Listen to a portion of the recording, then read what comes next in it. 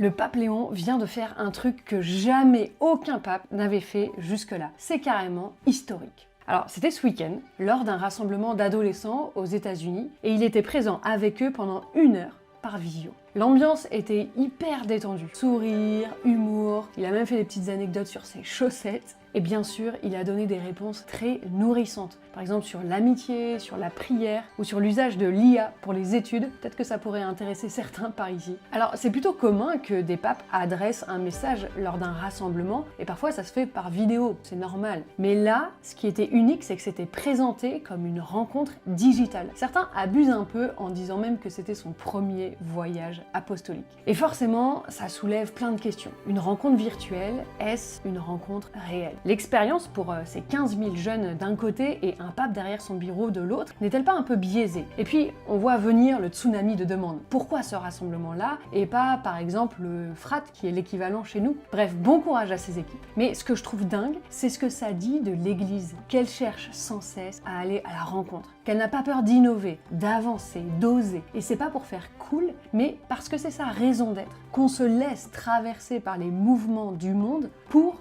le rejoindre. Même si ça bouscule, même si ça dérange, on est porté par ce besoin d'annoncer une bonne nouvelle, la grande bonne nouvelle, celle de Jésus-Christ.